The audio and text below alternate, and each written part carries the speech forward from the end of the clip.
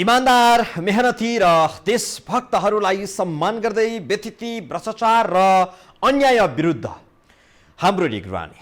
यो हो टेलिभिजनको समय चक्रमा यहाँलाई हार्दिक स्वागत छ दर्शकवृन्द। म विक्रम श्रेष्ठ। दर्शकवृन्द, काठमाडौँ महानगरपालिकाका प्रमुख विद्यासुन्दर साक्यले 2 वर्ष अघि निकै ठुलो ठानेर एक निर्णय गरे, जस अनुसार रत्नपार्कको नाम फेरेर शङ्खधर उद्यान राखियो। स्थानीय सरकारले त पार्कको नाम फेरिदियो, तर जनताले पुरानै नामबाट रत्नपार्क चिनिरहेका छन्। अहिले पनि जनताबाट अनुमोदन हुन नसकेपछि अहिले रत्नपार्कको औपचारिक नाम चाहिँ शङ्खधर उद्यान हो। जे नाम राखिन्छ त्यो नाम स्थापित हुँदैन भने त्यस्तो कार्य गर्न आवश्यक होला र? यसमाथि अहिले रत्नपार्कमा पार्कसँग प्रत्यक्ष सम्बन्ध नभएका 2 विशिष्ट व्यक्तिहरूको शालिग अनावरण हुने भएको छ। हेरौँ बाँकी यो रिपोर्टमा। रानीपोखरी र टुँडीखेलको बीचमा रहेको रत्नपार्कको औपचारिक नाम शङ्खधर उद्यान हो। यो पार्क र राष्ट्रिय विभूति शङ्खधर साक्पा बीच परसम्म पनि कुनै सम्बन्ध छैन, तर पनि रत्नपार्कको नाम बदलियो।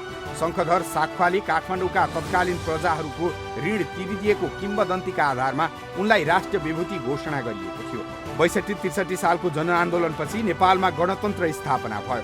त्यसपछि राजा महाराजा र राजपरिवारका व्यक्तिहरूको नामका आधारमा रहेका सम्पदाहरू संरचनाहरूको नाम परिवर्तन गर्ने लहर चल्यो।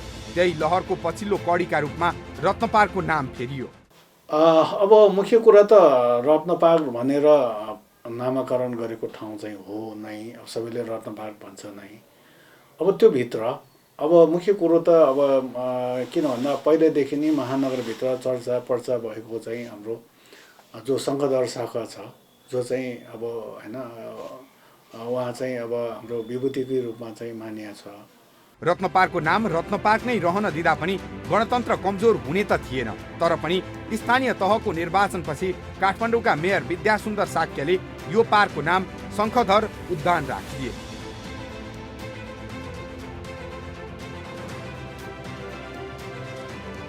औपचारिक रूपमा रत्नपार्कको नाम फेरिए पनि यो पार्क रत्नपार्कै रूपमा चिनिएको छ। जनजिब्रो र व्यवहारबाट रत्नपार्क हट्न सकेको छैन। पहिलादेखि चलेको होइन, बुढाबुढी बच्चादेखि रतन पार्क भनेपछि चलेको ठाउँ हो, त्यो गर्न मिल्दैन भनेको मैले पनि त्यही बोलेको हो। बस पार्क भन्छौँ यता। अब अहिले नयाँ अहिले चाहिँ अब यो उसमा बस पार्क खोलेको छ, यसलाई अब नयाँ ठाउँ भनिन्छ नि त। यता त अब यसलाई गृह अस्पताल अगाडि भनिन्छ नि। अब यो यता आउने पार्कलाई त अब तपाईँको के भनिन्छ, अब हामी अब रत्नपार्कै भनिन्छ। रत्नपार्क भन्दाखेरि अब हामीलाई त अब नयाँ परिवर्तन गर्नु त अब गणतन्त्र त हो, परिवर्तन गर्नुपर्ने त हो, तर परिवर्तन गर्न अब रत्नपार्क अरू त व्यक्तिहरूले चिन्नुहुन्न। चिन्नु भयो भने त ठिक छ, राम्रो परिवर्तन गर्न नि मिलिन्छ। नत्र भने अब कहाँ जाने, कहाँ गाडी लाग्छ भन्दाखेरि कहाँको गाडी कहाँ, अब उता नारायणको गाडी कहाँ लाग्छन् भने रत्नपार्कमा हुन्छन्, कलङ्गकी गाडी कहाँ लाग्छन् भन्छन् रत्नपार्कमा हुन्छन्। अब तपाईँको यता अब पूर्व जाने गाडी कहाँ लाग्छन् भन्दाखेरि गृह अस्पताल अगाडि। अब यसरी चाहिँ सजिलो भयो। यही पार्कमा अहिले फेरि अर्को एक नवीन कार्य हुन लागेको छ। रत्नपार्कमा आउँदो मङ्सिर 6 गते शङ्खधर साक्पा र पद्मरत्न तुलाधरको शालिग अनावरण हुँदैछ। शालिग बनाउन महानगरले 30 लाख रुपियाँ खर्चिएको बुझिएको छ। अब एउटा चाहिँ खासै अहिले छलफलको क्रम मात्र रहेको छ, किनभने अहिले हामीले चाहिँ रत्नपार्कभित्र 2टा कुरा हामीले चाहिँ त्यहाँ राख्न खोजेका छौँ होइन। किन नेपाल सम्बन्धको प्रवर्तक अब यो शङ्खधर शाखाको शालिग र यो भाषा सांस्कृतिक आन्दोलनका चाहिँ अग्रज हाम्रो पद्मरत्न तुलाधर 2 जनाको त्यहाँ चाहिँ शालिग राख्ने कुरो चाहिँ छ। सायद चाहिँ अब भोलि पर्सितिर उद्घाटन गर्ने भन्ने कुरा पनि छ। यो 2टा चाहिँ हामीले त्यहाँ राख्न खोजेका छौँ।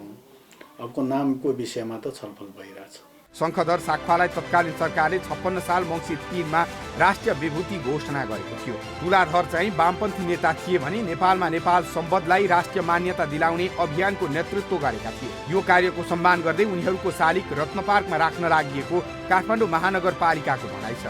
विगतमा गिरिजाप्रसाद कोइरालाको शालिग रत्नपार्कमा राख्न खोज्दा ठूलो विरोध भएको थियो। कोइरालाको शालिग राख्न खोज्दा विरोध भएका कारण वामपन्थी नेताको शालिग राख्दा पनि प्रतिपक्षले विरोध गर्ने हुन् कि भन्ने शङ्का छ। अझै महत्त्वपूर्ण विषय त के छ भने 2018 सालमा तत्कालीन रानी रत्न राज्य लक्ष्मी शाहको नामबाट रत्न पार्क नामकरण गरिएको थियो। रानी रत्नको नाम हटाएर शङ्खधरको नाम राख्ने कार्य त विद्यासुन्दर साक्यले 2 वर्ष अघि नै गरिसकेका छन्। चुनाव जिते लगतै नयाँ मेयरले गरेको निर्णयको खासै विरोध भएन। तर एक बहसको प्रश्न चाहिँ सधैँ उठ्ने भएको छ। यो प्रश्न हो, राजा महाराजा वा राजपरिवारका सदस्यको नाम हटाउँदैमा गणतन्त्र बलियो होला? होइन, त्यो विषयमा छलफल चाहिँ भइरहेछ। ठ्याक्कै परिवर्तन गर्ने भन्ने कुरो चाहिँ भएको छैन होइन। छलफलको विषय चाहिँ बनिरहेछ। अब चाहिँ छलफलबाट के निर्णय हुन्छ अब त्यही अनुसार हुन्छ। वृद्ध अवस्थामा रहेकी रानी रत्न अहिले पनि नारायण हिटीभित्रको आफ्नो निवासमै बस्थिन्। जीवनको उत्तरार्धमा रहेकी उनी स्वयंले रत्नपार्कका विषयमा कुनै टिप्पणी गर्दिनन्। यो प्रश्न छ। तर रत्नपार्कको नाम फेरिँदैमा रानी रत्न बिनाको नेपाली इतिहास पूरा हुन सक्ला। 2072 सालको जनआन्दोलनपछि विभिन्न स्थानमा रहेका राजाहरूका शालिगहरूमा तोडफोड पनि भए। 75 सालमा रत्नपार्कको नाम परिवर्तनसँगै प्रवेश शुल्क पनि लिन थालिएको थियो। दर्शकवृन्द, यति बेला हामी काठमाडौँको रत्नपार्क स्थित शङ्खधर उद्यानमा छौँ। गणतन्त्र आएको करिब 12 वर्षपछि रत्नपार्कको समेत नाम परिवर्तनको प्रयास भइरहेको छ। साथै 2वटा शालिगको अनावरणको काम पनि हुँदैछ। क्यामेरा पर्सन सञ्जय घिमिरेको साथमा सम्वेक बस्नेत, रत्नपार्क, काठमाडौँ। राष्ट्रिय विभूति शङ्खधर स्वाख्वाप्रति उच्च सम्मान छ। नेपाल सम्बत, जुन हामीले नेपालीको मौलिक सम्बत पनि मान्ने गरेका छौँ, यसलाई राष्ट्रिय मान्यता दिलाउने पद्मरत्न तुलाधर प्रति पनि हाम्रो सम्मान नै छ। राष्ट्रिय जीवनमा महत्त्वपूर्ण योगदान दिएकाहरूलाई एउटा सानो पार्कमा खुम्च्याउनु चाहिँ अलि अनुपयुक्त भयो कि? थप प्रसङ्गसहित हामी जोडिनेछौँ दर्शकवृन्द यो ब्रेकपछि।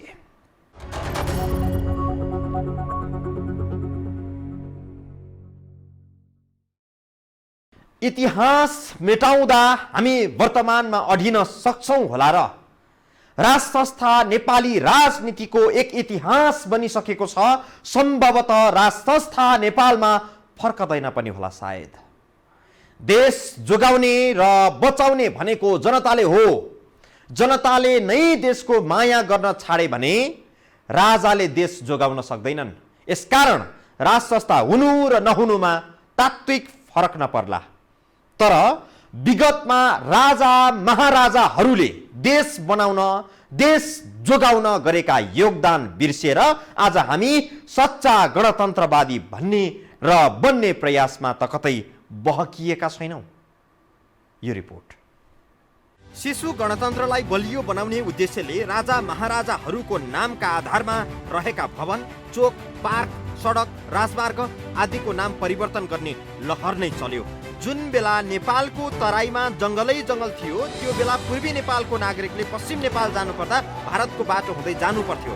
राजा महेन्द्रले आफ्नो शासनकालमा पूर्व पश्चिम राजमार्ग बनाउने अठोट गरी। नेपालको बजेट पनि धेरै थिएन। देशभित्र राम्रा इन्जिनियर पनि थिएनन्। निर्माणका लागि आवश्यक पर्ने अहिलेको जस्तो औजारहरू पनि थिएनन्। तर पनि राजा महेन्द्रले देशको स्रोत विदेशी सहयोग जुटाएर भए पनि पूर्व पश्चिम जोड्ने 1000 किलोमिटर भन्दा लामो राजमार्ग बनाइ छाडे। त्यो राजमार्गलाई नेपालमा गणतन्त्र आउनु अघिसम्म महेन्द्र राजमार्ग भन्ने गरिन्थ्यो। हिजो आज पूर्व पश्चिम राजमार्ग भन्ने गरिन्छ। यो राजमार्गबाट राजा महेन्द्रको नाम झिक्दैमा गणतन्त्र बलियो हुने हो कि होइन, यो बहसकै विषय बन्न सक्छ। तर सरकारले इतिहास मेटाउने प्रयास गरिरहेको भन्ने आरोप चाहिँ लागिरहेको छ। अब पुरानो मेटाएर यो तरिकाले गणतन्त्र बलियो हुने कुरा त पक्कै पनि होइन। तर यो एउटा नयाँ विजयको उन्माद, नेतृत्वको अपरिपक्वता र पूर्वाग्रही सोचको रूपमा यस्तो विषयहरू चाहिँ विश्वको इतिहासहरूमा आइरहेको नै देखिन्छ। महेन्द्र राजमार्गबाट राजा महेन्द्रको नाम हटाउँदैमा महेन्द्रको योगदान इतिहासबाट मेटाउन सकिन्न। राजा त्रिभुवन, राजा वीरेन्द्र, पृथ्वीनारायण शाहको नाम कहीँ कतैबाट हटाउँदैमा उनीहरूलाई इतिहासले पटक्कै बिर्सन सक्दैन। अब यहाँ बुद्ध शमशेरको शालिग पुज्छन्, महेन्द्रको शालिग तोड्छन्, पृथ्वीनारायण शाहको शालिग तोड्छन्, त्रिभुवनको शालिग पुज्छन्। अब मैले देख्दाखेरि त्रिभुवन भन्दा त कैयौँ गुणा माथिका राजा पृथ्वीनारायण शाह नै थिए। राजा त 2टा राजा नै थिए। कतिपय मुलुकहरूमा आफ्ना देशका तानाशाहहरूको शालिग भत्काउने, उनीहरूको पहिचान मेटाउने प्रयास भएका छन्। तर विश्व राजनीति बुझेका विद्वानहरूले पनि नेपालको राज संस्था तानाशाही थियो चाहिँ कहिले पनि भन्न सकेका छैनन्। राजा ज्ञानेन्द्रले निरङ्कुश शैलीमा शासन चलाएको ठहर गरेर जनताले राज संस्था फालिदिए, तर राजा ज्ञानेन्द्रलाई तानाशाह भनिएको छैन। जनआन्दोलनको समयमा काठमाडौँ भन्दा बाहिर रहेका राजाहरूका शालिग भत्काउने काम पनि भए। शालिग भत्किएपछि महेन्द्र चोकहरू जनआन्दोलन चोकका रूपमा परिणत भए। वीरेन्द्र चोकहरू पनि फरक फरक नाममा परिणत भए। राजा महाराजाका जहाँ जहाँ शालिग छन् ती स्थान अहिले पनि बुचा छन्। कतिपय मुलुकहरूले इतिहास मेटाउन हुँदैन भनेर विगतका विरासतहरूलाई पुनर्जीवन दिएका पनि छन्। नेपालमा भने गणतन्त्र बलियो बनाउने नाममा राजा महाराजाका नामहरू हटाउने प्रयत्न भइरहेको छ। त्यो गर्नु पनि हुँदैन, किनभने अब पहिलादेखिको अब यो अहिले अब 100 शताब्दी भन्दा अगाडिदेखिको नाम चलेको ठाउँ हो नि त यो त, होइन? त्यसरी चाहिँ अब त्यो एकैचोटि परिवर्तन गर्छु भन्दाखेरि चाहिँ अब त्यो चाहिँ सम्भव जस्तो चाहिँ देख्दिनँ म। अहिले संसद भवन रहेको भवनलाई पहिले वीरेन्द्र अन्तर्राष्ट्रिय सम्मेलन केन्द्र भन्ने गरिन्थ्यो। अहिले वीरेन्द्रको नाम हटाइएको छ। राज संस्था नै नरहेपछि शाही शब्द जोडिएका शाही नेपाली सेना, शाही नेपाल वायु सेवा निगम, शाही नेपाल चलचित्र संस्थान आदिको नाम फेरिनु स्वाभाविक मानियो। केहीमा भने अनौठो पनि मानिएको छ। होइन, महानगरको भनाइ त त्यही हो, इतिहासलाई मेट्नु हुँदैन, इतिहास कायम गर्नुपर्छ, अझ थप चाहिँ इतिहासलाई बदुवा दिँदै जानुपर्छ भन्ने कुरा नै हो। राजा महाराजाको नाम हटाउने क्रममा केही संस्थाहरू राजमार्गहरूको नाम चाहिँ हटाइएको छैन, जस्तो कि त्रिभुवन अन्तर्राष्ट्रिय विमानस्थल, कान्ति बाल अस्पताल, पृथ्वी राजमार्ग, रत्न राजमार्ग, त्रिभुवन राजपथ आदिको नाम परिवर्तन गरिएको छैन। यो अब पहिल्यैदेखि चिनिराखेको मान्छेले सबैले थाहा भएको कुरो होइन।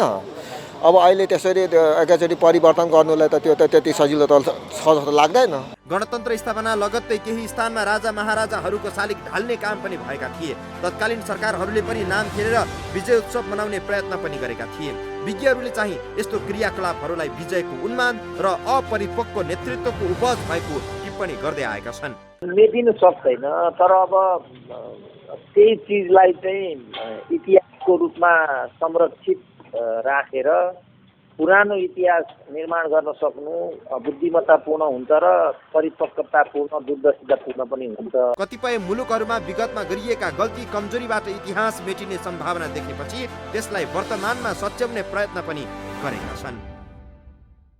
आजका दिनमा हामीले राणा शासकहरूको आलोचना गरेर समय खर्च गर्नु बेकार हो। राणाहरू जति खराब भए पनि उनीहरू फर्केर आउने छैनन्। यसकारण उनीहरूको शालिगबाट आत्तिन जरुरी पटक्कै छैन। राणाहरूप्रति जति नै घृणा भए पनि उनीहरूका शालिग, उनीहरूका नामसँग जोडिएका संस्थाहरूले आजका दिनमा हामीलाई कुनै पनि हानि पुर्याएको छैन। कलेजको नाम त्रिचन्द्र हुँदैमा त्यहाँका विद्यार्थी निरङ्कुशताका पक्षपाती बन्ने होइन, नाम भन्दा महत्त्वपूर्ण काम नै हो। थप विषय जोड्नेछौँ यो ब्रेकपछि।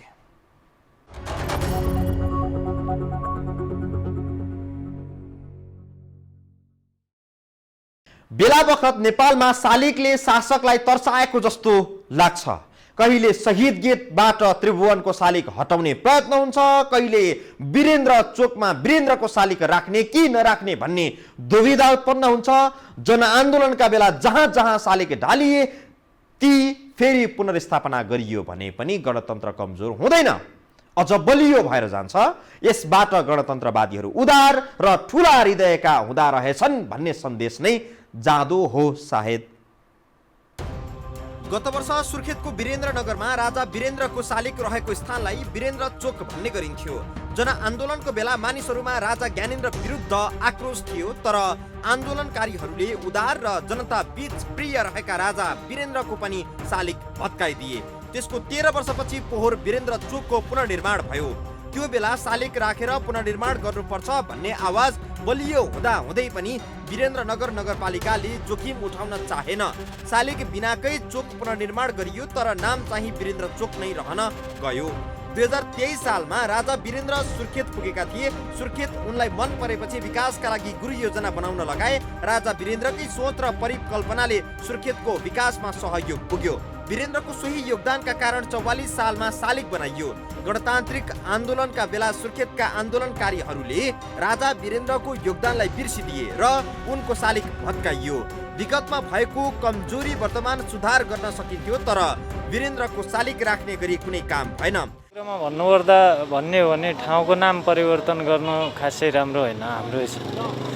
जसो यहाँको बनावटी रेखदेख यताउति परिवर्तन गर्नु त्यो स्वाभाविक कुरा हो, तर यसलाई नाम परिवर्तन गर्नु चाहिँ त्यति स्वाभाविक लाग्दैन हाम्रो। शालिग हटाएर वा ढालेर इतिहास मेटिने होइन र इतिहास मेटाउन पनि हुँदैन भन्ने गरिन्छ। तर नेपालमा राजा महाराजाका शालिग ढालेपछि गणतन्त्र अमर रहन्छ भन्ने मान्यताको विकास भएको जस्तो देखिन्छ। नेपालमा राणा प्रधानमन्त्रीहरूकै शालिग पनि छन्, तर ती शालिगले आजसम्म राणा शासन फर्काउँछौँ भनेका छैनन्।